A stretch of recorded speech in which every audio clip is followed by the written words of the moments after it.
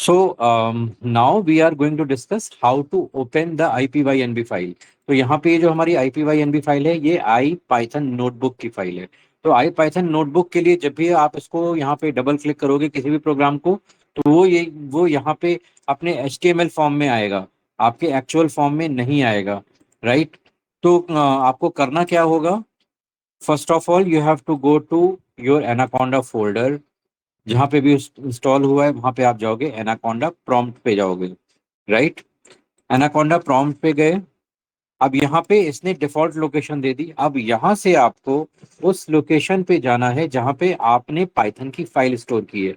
तो suppose like मैंने यहाँ पे डी ड्राइव के अंदर मेरा पाइथन नाम से फोल्डर है, उसमें ये बैच नाम से मैंने फोल्डर बनाया हुआ है। ठीक है। तो मैं यहाँ पे गया हूँ।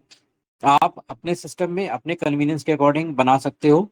अब हमें करना क्या है, ये सी ड्राइव में है, यहाँ से हम डी ड्राइव में गए। पहले डी ड्राइव में जाने के बाद मैं उस फोल्डर में गया जहाँ पे मैंने पाइथन के प्रोग्राम्स को स्टोर किया हुआ है। तो यहाँ पे गया मैं CD TY और टाइप किया, पाइथन आ गया यहाँ पे। ठीक है। और एंटर प्रेस किया। तो अब मैं पाइथन डायरेक्टरी के अंदर आ गया। राइट। अब यहाँ पे हमको लिखना है जुपिटर नोटबुक। ओके, और एंटर प्रेस करेंगे तो इस तरह से ये ओपन होके आ जाएगा। ये हमारा जो जिस भी फोल्डर में हमने स्टोर किया हुआ है वो यहाँ पे आ जाएगा। तो यहाँ पे मेरे पास बहुत सारे फोल्डर्स हैं, इसमें से एक ये फोल्डर है DA1 नाम, ये हमारे बैच के नाम से है। इस पे हमने क्लिक किया और फिर यहाँ पे हमने इसको डाला, इसको ओपन कर दिया। ठीक है। तो ये हमारा प्रोग्राम इस तरह से ओपन होके आ जाएगा। Is it clear to everyone now? Yes sir. Yes, sir. सभी को क्लियर है? Yes sir. Okay, great. So इस तरह से आप अपनी कोई भी फाइल है, जो भी मैं आपको पाइथन की फाइल्स दूंगा, जो भी नोट्स की फाइल्स दूंगा, वो सारी आपको इसी तरह से ओपन करनी है। ठीक है। ठीक है। अब यहाँ पे आगे हम इसके आगे चलते हैं। तो हम एक आज के लिए नई फाइल बनाते हैं। तो यहाँ पे हमने नई फाइल बनाई। नई फाइल बना के यहाँ पे हमने इसको नाम दे दिया पाइथन क्लास नोट्स एंड ये है हमारा सेशन। ठीक है, हम थर्ड सेशन मान लेते हैं। ये यहाँ पे हमारा ये क्लास 1 इनपुट थी, ये सेशन 3 हो गया। ठीक है। राइट। अब यहाँ पे हम देखेंगे यूजर डिफाइंड डेटा टाइप। तो ये आपको ये HTML टैग्स आपको ध्यान होंगे। तो यहाँ पे हम यूजर डिफाइंड डेटा टाइप देखने जा रहे हैं। User defined data type. Right. यहाँ पे हम देखेंगे टपल। हमने जो लिस्ट है वो लास्ट क्लास में देख ली थी कि लिस्ट क्या होती है। ठीक है। अब यहाँ पे हम टपल के बारे में देखने जा रहे हैं। तो लिस्ट के बारे में एक बार रिवाइज कर लेते हैं। तो list user defined data type list में ये एक ऑर्डर्ड सीक्वेंस होती है, इसमें इंडेक्सिंग अलाउ होती है। देन म्यूटेबल डेटा टाइप है, कोई भी वैल्यू कभी भी चेंज की जा सकती है। जो जितनी भी वैल्यूज हैं वो एक ही टाइप के हों ऐसा कोई जरूरी नहीं है। और चौथा पॉइंट था कि ये इसको यहाँ पे स्क्वायर ब्रैकेट के साथ में रिप्रेजेंट किया जाता है। Right. If we talk about tuple, so tuple की कुछ एडिशनल क्वालिटीज होती हैं। वो क्वालिटीज क्या हैं? तो नंबर 1 कि ये this is again a ordered sequencing. Ordered sequencing. Right. तो इसमें भी आपकी इंडेक्सिंग अलाउड होती है। Indexing allowed. ओके। दूसरी चीज क्या आती है इसमें? इसमें it is represented by brackets. Right. तो यहाँ पे आप इनको स्मॉल ब्रैकेट्स जो होते हैं हम उससे रिप्रेजेंट करेंगे। ठीक है। And third thing is the very important and that is different from the list is that this is this is immutable. Immutable का मतलब है immutable का मतलब है कि once it is created no value can be change. एक बार आपने इसको क्रिएट कर दिया, आप इसके अंदर कोई भी वैल्यू, किसी भी वैल्यू को किसी भी तरह से आप चेंज नहीं कर सकते। Right, this is the difference between tuple and list. And fourth चीज जो आती है कि it can have multiple multiple data types. Right, so इसमें ऐसा कोई जरूरी नहीं है कि इसमें इंटीजर हो सकते हैं या कैरेक्टर हो सकते हैं या स्ट्रिंग हो सकती है या फ्लोट हो सकते हैं या डबल हो सकते हैं। ऐसा कोई जरूरी नहीं है, it can have always the mix data type. Right, so let me format this जिससे ये आपको प्रॉपर दिखाई दे। तो यहाँ पे हमने एक ब्रेक स्टेटमेंट दे दिया, यहाँ पे भी हमने एक ब्रेक ब्रेक दे दिया, एंड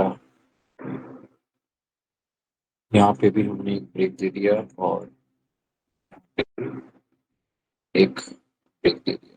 ठीक है, so this is the main qualities of tuple. Right, any doubt so far?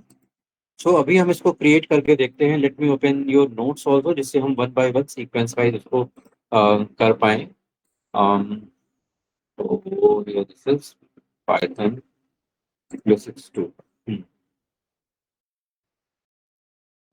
सो यहाँ पे अभी जैसे हमने लिस्ट देखा था, ऐसे ही हमारे पास ये टपल है। ठीक है, अब इसकी ये जो क्वालिटी जो यहाँ पे लिखी हुई डिटेल में, that is tuples are used to write protect data. Write protect data means एक बार डेटा आपने बना दिया तो फिर आप उसको चेंज नहीं कर सकते, and it is usually faster because all values can not be change dynamically. ठीक है, तो वैल्यूज चेंज नहीं की जा सकती हैं, इसीलिए जब भी हमें सिक्योरिटी वाला डेटा बनाना होता है या राइट प्रोटेक्टेड डेटा बनाना होता है, फास्टर एक्सेस के लिए बनाना होता है, देन हम उस टाइम पे टपल को यूज करते हैं। It is represented using parenthesis. Okay, ठीक है, तो इसको सिंपली बनाने के लिए बहुत आसान सी चीज होती है कि जैसे हम यहाँ पे टपल बनाएंगे, तो हमने दिया माई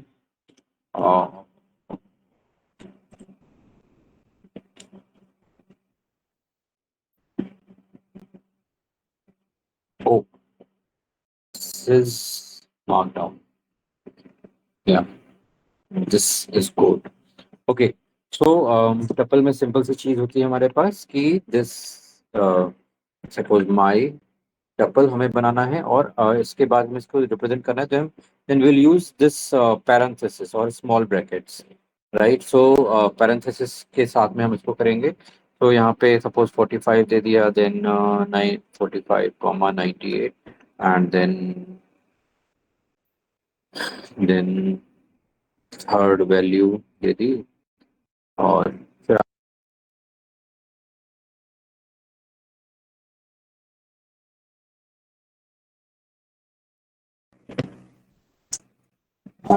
देन यहाँ पे हमने दे दिया फोर फोर वैल्यू। ओके, इस तरह से हमने यहाँ पे दे दिया। अब हम इसको यहाँ पे प्रिंट कराएंगे, print my tuple, and then print type of my tuple.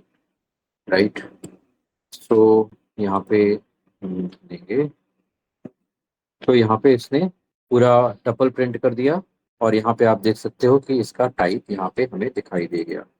Right, स्टूड any doubt in this? No sir. Clear है सबको? Yes sir. Yes sir. Okay, अब यहाँ पे क्योंकि ये टपल है, अगर हम यहाँ पे कोई वैल्यू चेंज करना चाहें, अभी फर्स्ट थिंग, इसमें ऑर्डर सीक्वेंसिंग होती है, तो इसमें भी इंडेक्सिंग वैसे ही चलेगी जैसे आपने स्ट्रिंग में देखी थी और जैसे आपने लिस्ट में देखी थी, वैसे ही स्ट्रिंग इंडेक्सिंग यहाँ पे भी अलाउड है। सो अगर हमें वो करना हुआ तो हम कैसे करेंगे? सो यहाँ पे हमने दिया माई टपल ऑफ सपोज, हमने वन पोजीशन पे हमें देखना है कि क्या है। ठीक है, और उसको हमें प्रिंट कराना है, तो हम प्रिंट कराते हैं, प्रिंट माई टपल वन पे हमने दिया, तो इसने यहाँ पे बता दिया कि वन इंडेक्स पे कौन सी वैल्यू एग्जिस्ट कर रही है। तो बिल्कुल वैसे ही इंडेक्सिंग चलेगी जैसे आपकी लिस्ट में चल रही थी, उसमें कोई डिफरेंस नहीं होगा। This will be as it is. And one important thing कि आप कहीं भी इंडेक्सिंग यूज कर रहे हैं, ये वहाँ पे स्क्वायर ब्रैकेट ही यूज किया जाएगा। आप चाहे लिस्ट में यूज करें, स्ट्रिंग में यूज करें, या आप टपल में यूज करें, कहीं भी आप इस चीज को यूज कर रहे हैं, इंडेक्सिंग को यूज कर रहे हैं, तो वहां पे आपको स्क्वायर ब्रैकेट्स ही देने पड़ेंगे। ठीक है, इंडेक्सिंग के लिए कोई भी चेंज नहीं है कहीं पे भी। ओके, तो इस तरह से ये हमें टपल मिल गया। Now if you want to change anything, suppose I want to change my tuple of 1, and यहाँ पे हम 98 की जगह पे हम 998 कर देते हैं, राइट। देखो क्या होता है। सो हमने इसको रन कराया और इसने हमें error they the, the tuple object does not support the item assignment, right. क्योंकि ये टपल है, आप टपल के अंदर किसी भी वैल्यू को चेंज नहीं कर सकते एक बार अगर आपने क्रिएट कर दिया उसके बाद। The only thing can be done is the entire tuple can be remove, उसके अलावा और कुछ भी चेंज नहीं कर सकते इसमें। ठीक है, क्लियर है सबको? Yes sir. ग्रेट। सो इस तरह से ये हमारा टपल है। अब टपल में आप इंडेक्सिंग में कुछ और एक्सप्लोर करना चाहते हैं तो आप देख सकते हो कि इंडेक्सिंग में जैसे हमारी दूसरी इंडेक्सिंग वर्क कर रही थी, तो my tuple and you want from start to index number 3 everything you want, right. तो आप क्या कर सकते हो, ठीक है, या हम हमारे टपल में सेकेंड इंडेक्सिंग से और लास्ट तक की वैल्यू देखना चाहते हैं तो हम इस तरह से भी इसमें डाल सकते हैं, राइट। एंड हमने यहाँ पे इसको एंटर कराया, रन कराया। Now you can see, okay, my tuple नाम गलत दिया तो वैल्यू गलत आ रही है। ठीक है, तो यहाँ पे आप देख सकते हो कि यहाँ पे फर्स्ट से थर्ड इंडेक्स के सबके पहले तक की सारी चीजें आ रही हैं। ठीक है, और यहाँ पे सेकेंड इंडेक्स से स्टार्ट होके और लास्ट तक सारी चीजें हमें दिखाई दे रही।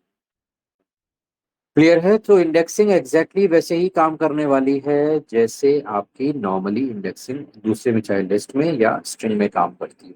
इंडेक्सिंग में कोई भी फर्क नहीं आए। क्लियर है सबको?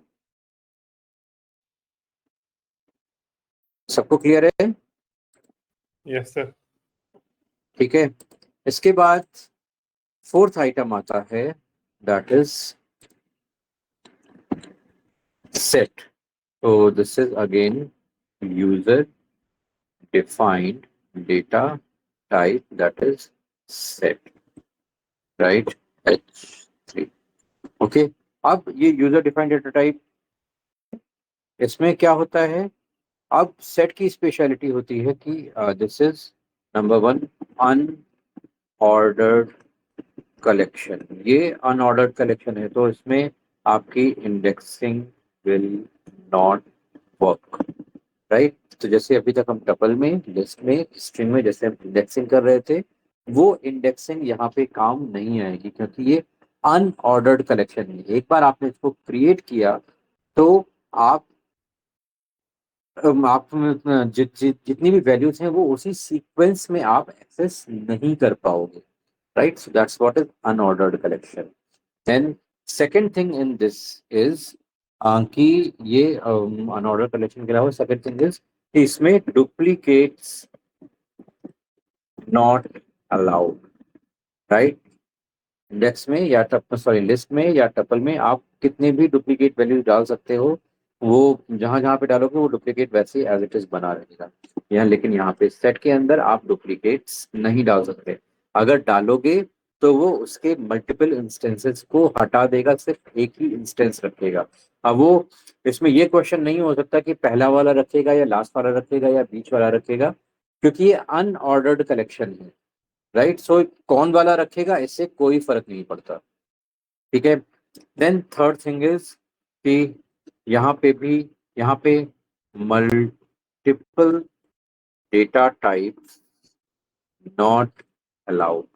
यहाँ पे आप मल्टीपल डेटा टाइप्स को एक ही स्ट्रक्चर के अंदर नहीं डाल सकते. Multiple data sets are not allowed. And finally it is represented using curly braces, right. तो आप इसमें इनको कर्ली ब्रेसेस यूज करके रिप्रेजेंट कर सकते हो. क्लियर है सबको?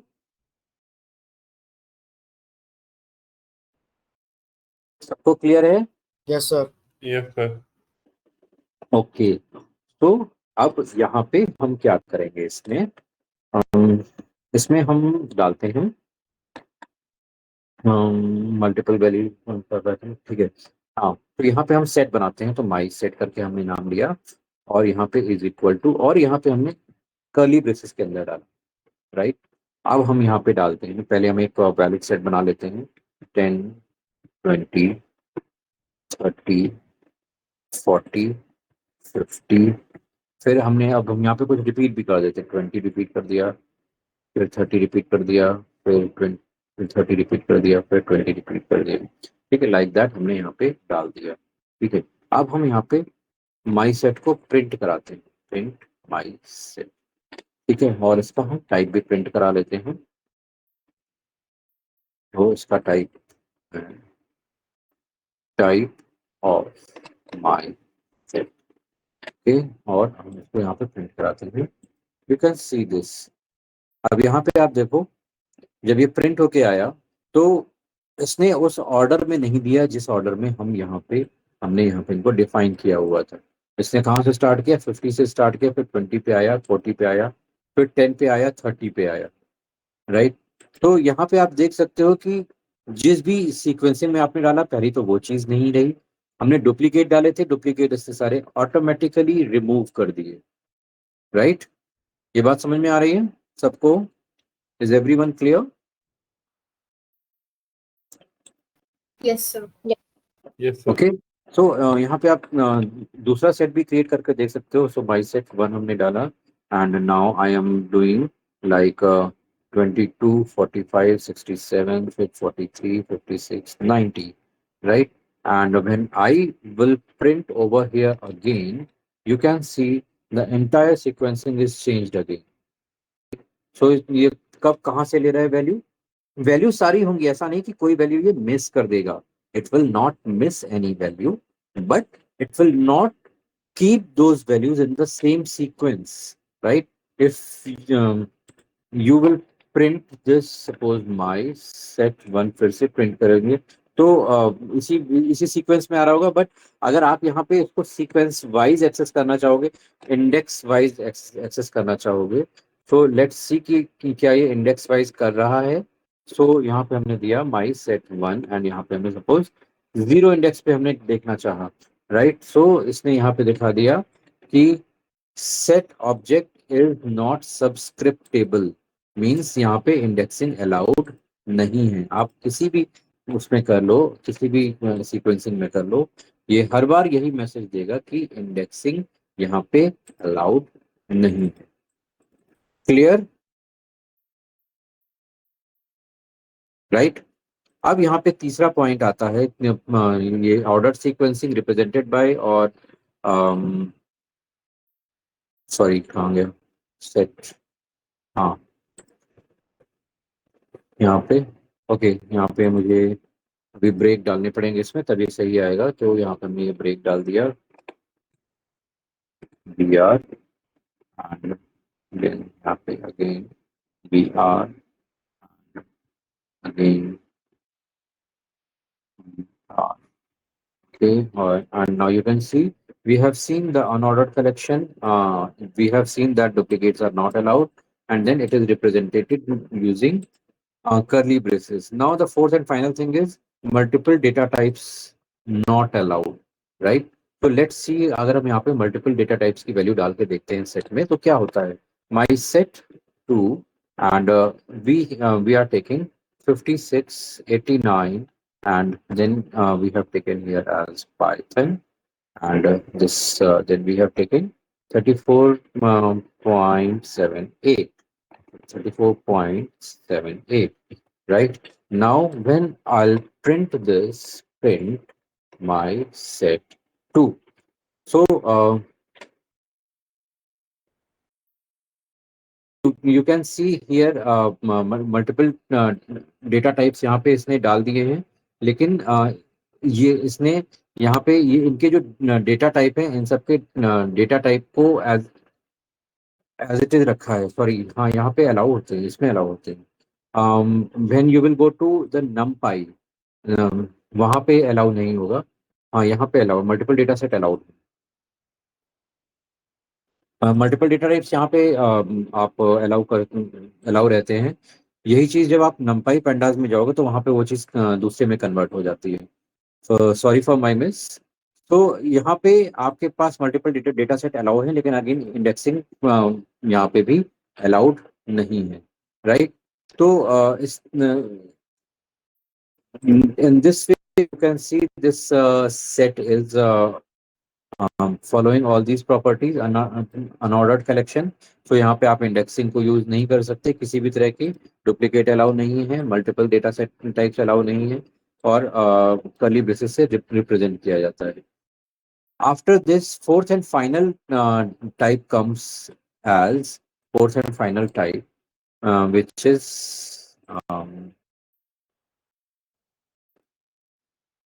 is dictionary, right? So I'll take this as dictionary, right? So dictionary is again represented using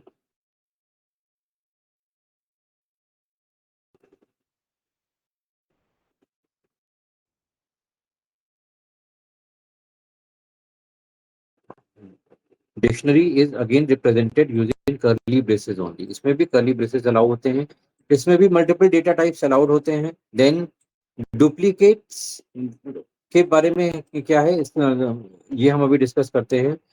तो यहाँ पे क्या होता है, यहाँ पे index and value pair assignment चलता है.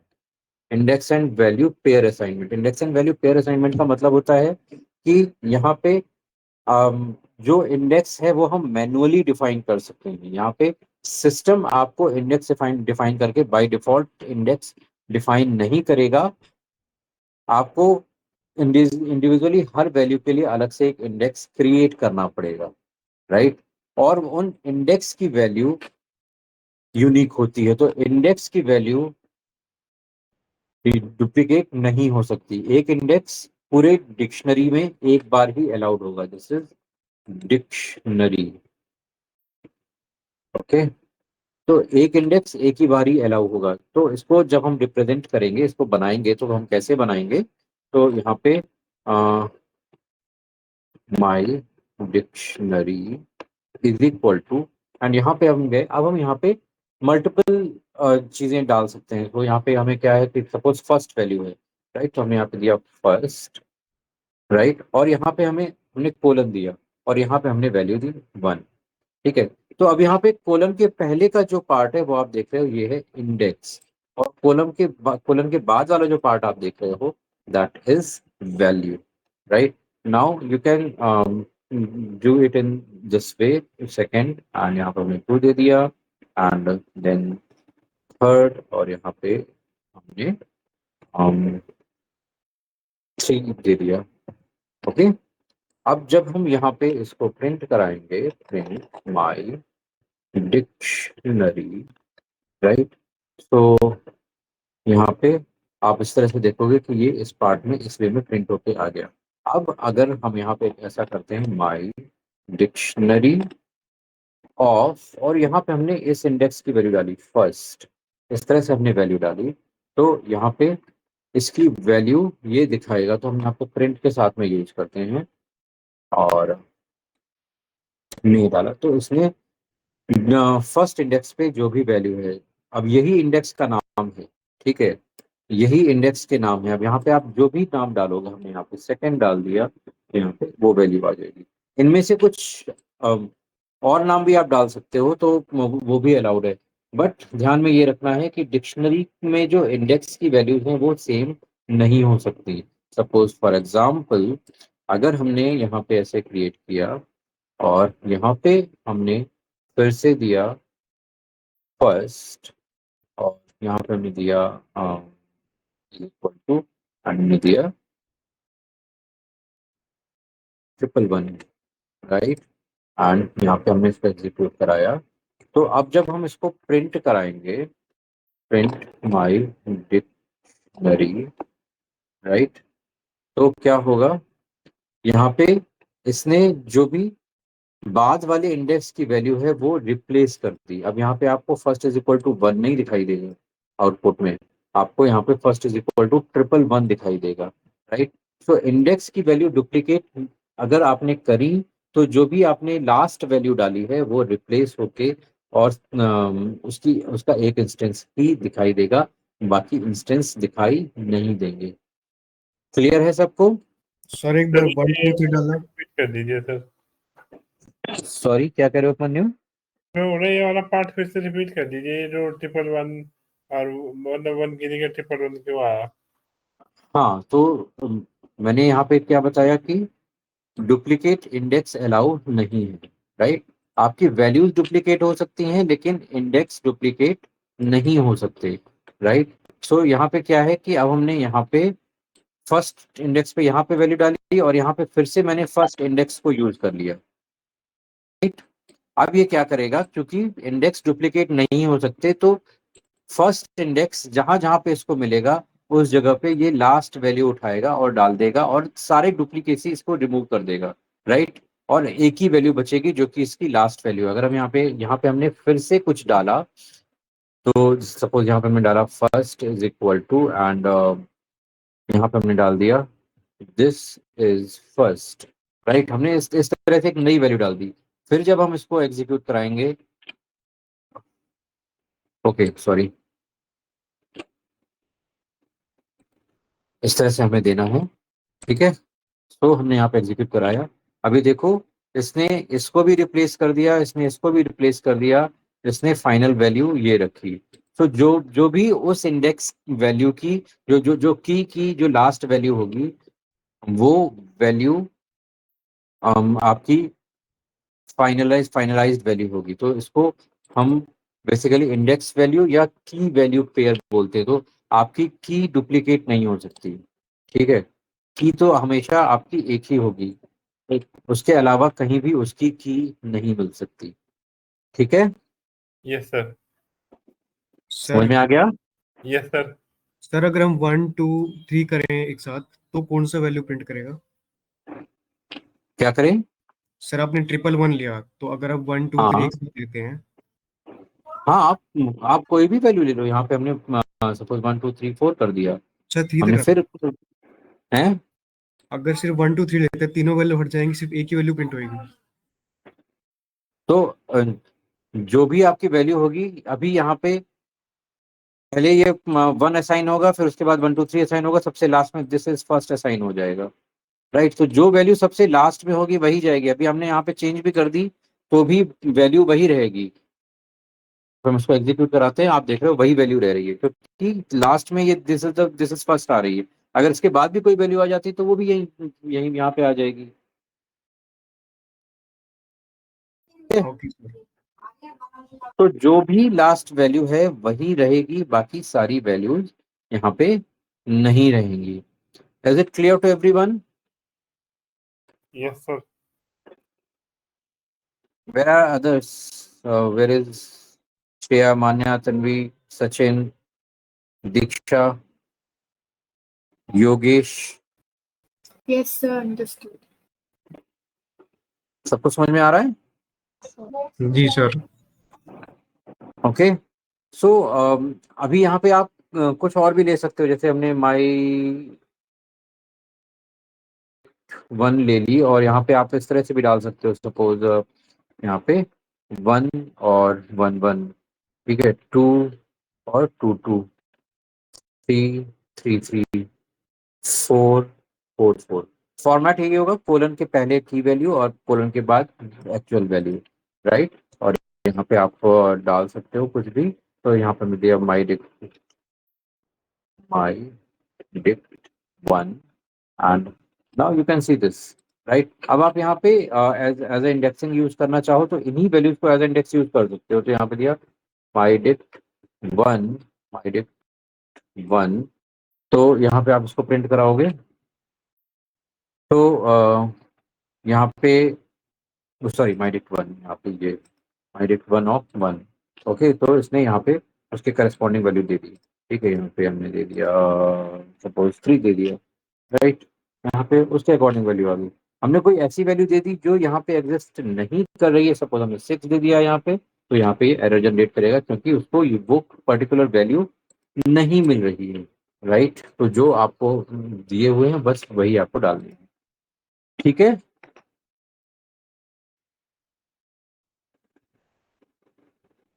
Is this clear to everyone?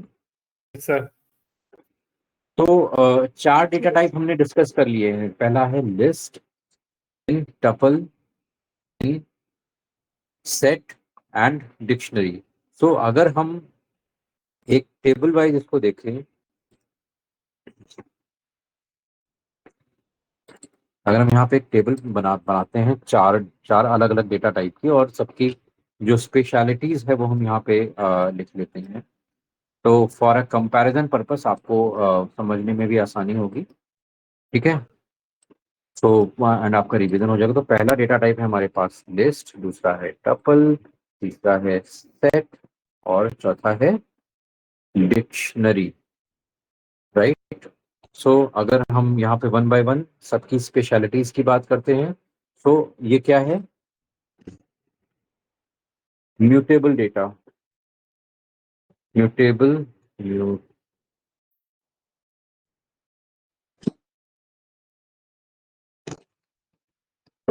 Mutable data type, right. अगर चूंकि ये म्यूटेबल है तो यहाँ पे indexing is allowed, indexing allowed. Tuple immutable है, इम्यूटेबल है, ठीक है, data immutable data type. Mutable से वैसे इंडेक्सिंग का कोई रिलेशन नहीं होता है, राइट। सो ये म्यूटेबल है, ये म्यूटेबल है। सेट में क्या होता है? सेट में ये म्यूटेबल होता है, आप सेट की वैल्यूज को कभी भी चेंज कर सकते हो। ठीक है, म्यूटेबल डेटा टाइप, ठीक है। और डिक्शनरी भी म्यूटेबल है, आप किसी भी इंडेक्स की वैल्यू को कभी भी चेंज कर सकते हो। ठीक है, दूसरी खासियत क्या आती है कि this is an ordered sequence, right. ये भी ऑर्डर्ड सीक्वेंस है, ठीक है। ये अनऑर्डर्ड सीक्वेंस है, ठीक है, और ये भी अनऑर्डर्ड सीक्वेंस है, ठीक है। तो लिस्ट और टपल ऑर्डर्ड सीक्वेंस है, और सेट और डिक्शनरी अनऑर्डर्ड सीक्वेंस है। तो चूंकि ये लिस्ट ऑर्डर्ड सीक्वेंस है, इसलिए इंडेक्सिंग इज सपोर्टेड, राइट। इसमें भी इंडेक्सिंग सपोर्ट होती है इसमें।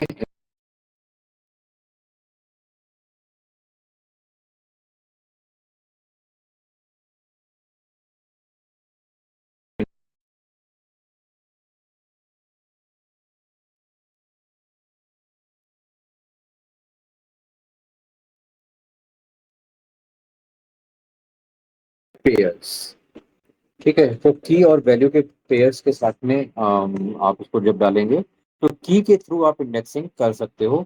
डिफॉल्ट इंडेक्सिंग जो आपके सिस्टम डिफाइंड इंडेक्सिंग होती है, आप उसको नहीं कर सकते हो। ठीक है, क्लियर है? Yes sir. And finally list, list is identified identified by square brackets. This is identified by parenthesis. This is identified by curly braces, and this is also identified by curly braces. ये सारी चीजें सबको समझ में आ गई? Yes. ठीक है, तो इसको अगर और फॉर्मेटेड वे में करना चाहो तो यहाँ पे इस तरह से हम डाल सकते हैं म्यूटेबल एंड ऑर्डर्ड, इंडेक्स और आइडेंटिफाइड बाय। ठीक है, तो यहाँ पे आप नाम इस तरह से अगर हम डालेंगे तो यहाँ पे क्या हो सकता है, ये म्यूटेबल है, यस, ये म्यूटेबल नहीं है, ये म्यूटेबल है, ये भी म्यूटेबल है। Ordered sequencing, yes, yes, no and no. Indexing wise, indexing is supported, indexing is supported, indexing is not supported, and here indexing is partially via key and value pairing, right? And this is identified by square bracket, this is identified by parenthesis, this is identified by curly braces. Easy है?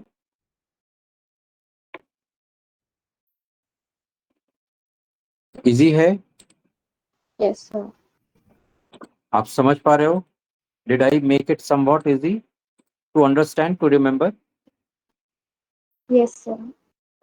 ठीक है, सो ये table है, मैं table ये मैं chat window में share भी कर देता हूँ so that you can save this for your reference.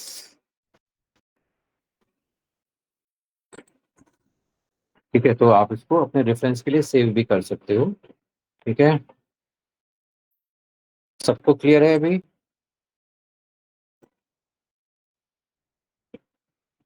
इसमें कोई डाउट, किसी को कोई क्वेश्चन है, कुछ पूछना है? No, sir. ओके, सो अभी हम ये इन डेटा टाइप्स को अभी थोड़े एक दो सेशन बाद हम डिटेल में भी कवर अप करेंगे, जिससे आपको और डिटेल में इनका आइडिया हो जाएगा। फिर कन्वर्जन बिटवीन डेटा टाइप तो हम पहले भी कर ही चुके हैं। ठीक है, so this part is almost over. Data types में अभी कोई डाउट हो तो आप मुझसे पूछ सकते हो and I can solve your doubt, otherwise we can move forward for next session, that is about input and output methods. um, so python में हमारे पास इनपुट और आउटपुट रहते हैं, तो उनको हम कैसे हैंडल करते हैं?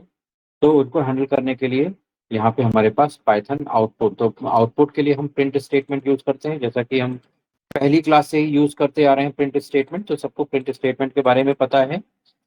हम इसी प्रिंट स्टेटमेंट को हम स्क्रीन पे आउटपुट दिखाने के लिए शो करते हैं, राइट? तो इस आउटपुट को आप मल्टीपल वे में फॉर्मेट भी कर सकते हो। तो आउटपुट दिखाने के लिए हम यहाँ पे जैसे किसी वैल्यू को हमें दिखाना हो तो हम यहाँ पे हमने पूरा ये सेंटेंस डाला, फिर इसके बाद यहाँ पे कॉमा डाला और यहाँ पे हमने वेरिएबल का नाम डाल दिया, तो उसकी जो भी वैल्यू होगी वो हमें मिल जाएगी।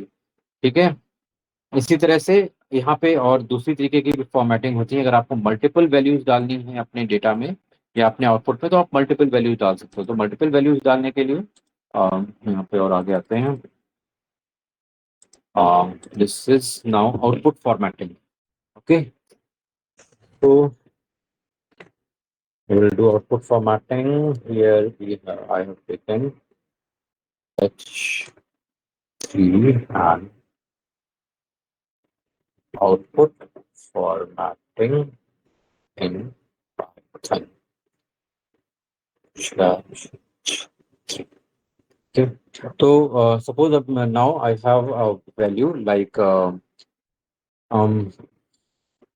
val1 is equal to 10 and val2 is equal to 20, right?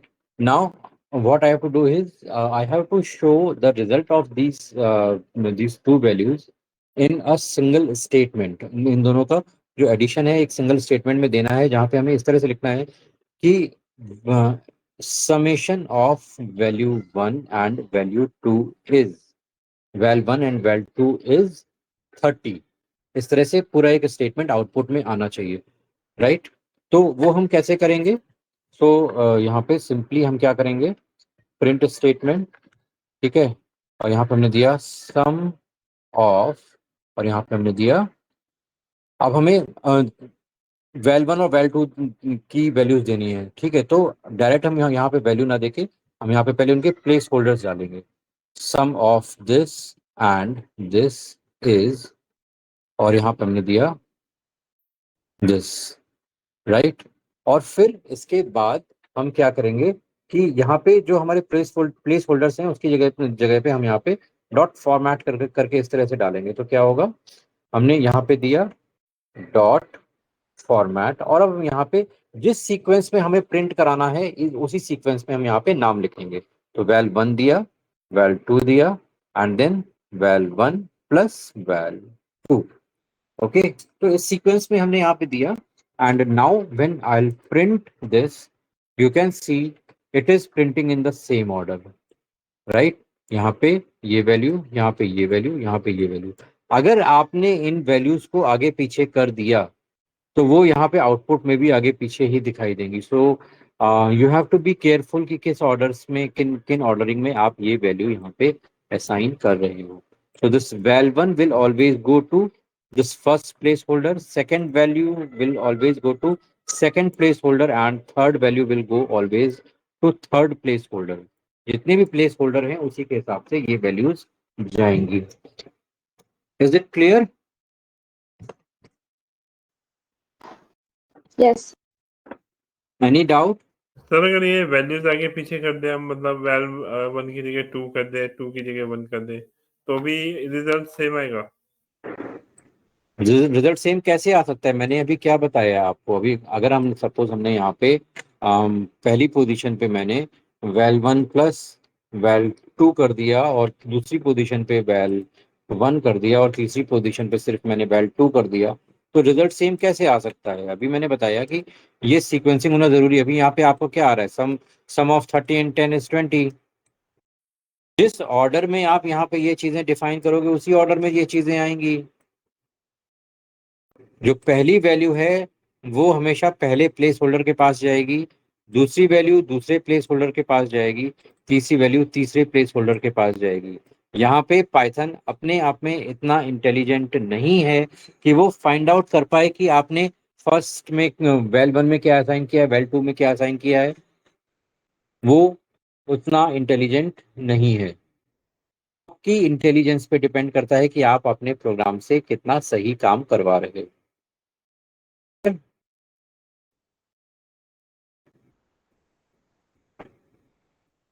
Upmanyu, is it clear? Sir yes sir. ठीक है, सो आपको ये ध्यान रखना है, जैसे भी आप वैल्यूज डालोगे उसी हिसाब से वैल्यूज वर्क करेंगी। ठीक है, इसके बाद फिर आता है आपका कीवर्ड आर्गुमेंट, राइट। तो कीवर्ड आर्गुमेंट में कीवर्ड आर्गुमेंट यहाँ पे आपके पास है ब्लैंक आर्गुमेंट। ब्लैंक आर्गुमेंट के बाद आता है फिर आपका इंडेक्सिंग आर्गुमेंट, राइट। तो अब इंडेक्सिंग आर्गुमेंट में क्या होगा, ये पहला पार्ट था हमारा प्लेस होल्डर आर्ग्यूमेंट। ठीक है, जहाँ पे जिस ऑर्डर में आपने दिया है उसी ऑर्डर में वो जाके वहां पे प्रिंट होगा। ठीक है, दूसरा आ जाता है इंडेक्सिंग होल्डर आर्ग्यूमेंट। ठीक है, ये इंडेक्सिंग होल्डर आर्ग्यूमेंट है। तो इसमें क्या होगा, अब जो आपकी जो प्रॉब्लम है कि यहाँ पे val1 is equal to 10 and val2 is equal to 20, right. और यहाँ पे आपने दिया प्रिंट सम ऑफ, और यहाँ पे अभी हम करते हैं ये इज, और ये, और यहाँ पे हमने दे दिया फॉर्मेट। अब हमने यहाँ पे अब हमने ऑर्डर दिया val1 प्लस val2 पहले दे दिया, फिर यहाँ पे हमने val1 दे दिया, फिर val2 दे दिया। अब यहाँ पे किस ऑर्डर में दिया है, हमने इसी ऑर्डर में दिया है। अब यहाँ पे ये जो वैल्यूज होंगी ये एज अ इंडेक्सिंग कैलकुलेट की जाएंगी। तो ये जो पहली वैल्यू जो यहाँ पे है ये जीरो इंडेक्सिंग में है। अब ये वैल्यू हमें कहाँ पे चाहिए, ये वैल्यू हमें यहाँ पे चाहिए, तो हमने जीरो इंडेक्सिंग यहाँ पे दे दी। अब ये val1 हमें कहाँ चाहिए, यहाँ पे चाहिए, तो हमने यहाँ पे 1 दे दिया। और ये val2 हमें कहाँ पे चाहिए, हमें val2 यहाँ पे चाहिए, तो यहाँ पे हमने 2 दे दिया। ठीक है, तो इस हिसाब से जो यहाँ की सीक्वेंसिंग है उसी के बेस पे हमने यहाँ पे इंडेक्स डाल दिए उनके। क्लियर है? Yes sir. ठीक है, तो सॉरी यहाँ पे डॉट फॉर्मेट के साथ हमेशा डॉट लगेगा। तो यहाँ पे अभी आप देख सकते हो कि जब हमने सही जगह पे उनके इंडेक्स डाले तो वो सही वैल्यू है। अब आप यहाँ पे किस ऑर्डर में दे रहे हो, यहाँ पे इंडेक्स होल्डर आर्ग्यूमेंट में आपको कोई मतलब नहीं है, आप किस ऑर्डर में दोगे फर्क नहीं पड़ता, आपको यहाँ पे उसके अकॉर्डिंग बस इंडेक्सिंग डाल दो, वो अपने आप वैल्यू वहां से उठाएगा और सही जगह पे पेस्ट कर देगा। ठीक है, Yes. Yes sir. क्लियर? ठीक है, एंड देन तीसरी चीज आती है कीवर्ड आर्ग्यूमेंट, राइट। तो कीवर्ड आर्ग्यूमेंट में क्या होता है कि आपको डायरेक्ट वैल्यूज ही डालनी है, राइट। तो यहाँ पे है हैश एंड कीवर्ड आर्ग्यू और ओके। तो यहाँ पे हमने दिया मतलब अभी यहाँ पे हम वैल 1 एंड वैल 2 हम अलग से असाइन कर रहे थे, अभी हम यहाँ पे जो वैल 1 और वैल 2 है वो हम साथ में ही असाइन कर सकते हैं। तो यहाँ पे हम डायरेक्ट नाम हमने यहाँ पे कीवर्ड के दे दिए और यहाँ पे हमने ये वैल्यू डाल दी। तो एक तरह से इन डिक्शनरी की तरह ये काम करेगा। तो डिक्शनरी से थोड़ा सा अलग होगा, लाइक आई एम स्टडीइंग, और यहाँ पे हमने दे दिया कोर्स का नाम दे दिया। तो यहाँ पे कोर्स COURS कोर्स वो हमने यहाँ पे दे दिया, और ठीक है इन और यहाँ पे हमने दे दिया नेम। ठीक है, यहाँ पे हमने इस तरह से दे दिया। तो जो भी हम यहाँ पे देंगे उसी के अकॉर्डिंग फिर यहाँ पे आ जाएगी वैल्यू। ठीक है, अब यहाँ पे हमने इसके अंदर हमने इंडिविजुअल वैल्यू डाली, तो इस तरह से हम वैल्यू यहाँ पे डाल सकते हैं। ठीक है,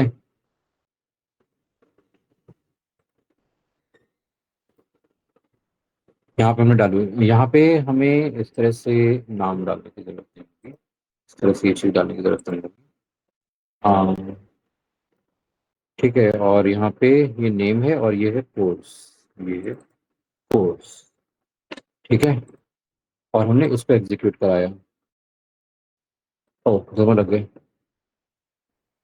तो यहाँ पे उसी के अकॉर्डिंग इसने जितनी भी वैल्यूज हैं यहाँ पे उठा के डाल दी। तो जो भी यहाँ पे हमने वैल्यू वेरिएबल के अंदर जो वैल्यू डाली है वो वैल्यू उसी के अकॉर्डिंग यहाँ पे डाल सकते हैं। तो आप इस तरह से अपने किसी भी डेटा को वेरी इफिशिएंटली आउटपुट के लिए फॉर्मेट कर सकते हो, क्या दिखाना है क्या नहीं दिखाना है, क्या मैसेज शो करना है, वो आप अपने अकॉर्डिंग यहाँ पे कस्टमाइज कर सकते हो। ठीक है, यस सर। क्लियर है सबको? Yes sir. ठीक है, इसमें कोई टफ चीज़ नहीं है, बहुत आसानी से कर सकते हो। और इसी तरह से आप मिक्स्ड एंड मैच टाइप में भी कर सकते हो। तो मिक्स्ड एंड मैच टाइप में जैसे डिफ़ॉल्ट आर्ग्यूमेंट होता है, तो यहाँ पे जैसे इस तरह से वैल्यू है हमने, और यहाँ पे हमने डायरेक्ट वैल्यू दे दी, यहाँ पे डायरेक्ट वैल्यू दे दी, और यहाँ पे हमने सब्जेक्ट की वैल्यू को इस तरह से दे दिया। ठीक है, तो भी यहाँ पे आप कर सकते हो। अब यहाँ पे कोई वैल्यू आपको चेंज करना है तो वो वैल्यू भी यहाँ पे आप चेंज कर सकते हो। ठीक है, तो ये चौथा टाइप होता है, मोस्टली बहुत जनरल यूज होता है। मोस्टली जब आप पाइथन को यूज करोगे प्रोग्रामिंग पर्पज से, तो आपको पहले दो वाले ही मोस्टली लगेंगे, तो आपको या तो ये वाला लगेगा या ये वाला लगेगा। मोस्टली केसेस में यही यूज होता है, जहाँ जहाँ पे कभी हमें बहुत कस्टमाइज करना होता है डेटा, तो हम कीवर्ड आर्गुमेंट को यूज कर लेते हैं। मोस्टली ये लास्ट वाला जो मिक्स एंड मैच वाला है ये इतना कंपैरेटिवली उतना यूज नहीं होता है, but for your knowledge this is required to understand. इतना समझ में आ गया सबको? Yes sir. Very crystal clear. And last चीज इसमें आती है इनपुट। तो इनपुट आपको पता ही है कि यूजर से इनपुट कैसे लिया जाता है। तो उसके लिए यहाँ पे हम इनपुट को यूज करते हैं, इनपुट स्टेटमेंट को यूज करते हैं, और इनपुट स्टेटमेंट के साथ में हम जो भी वैल्यू देंगे वो वैल्यू यहाँ पे आ जाएगी।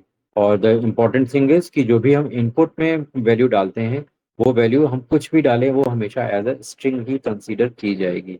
आप कोई भी वैल्यू डाल दें that will always be considered as string.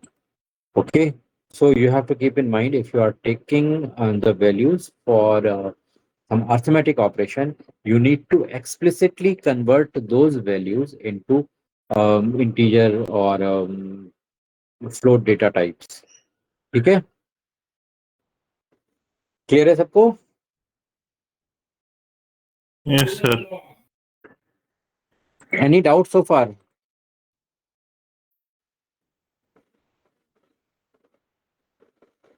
So by now we are able to understand the basic structure of the Python, the basic data types in the Python कि कौन-कौन से data type होते हैं, and then input output formatting कैसे होती है, ये हमने देखा. In the next session we'll study about the statement, the operators, right? So there are 6-7 types of operators are there.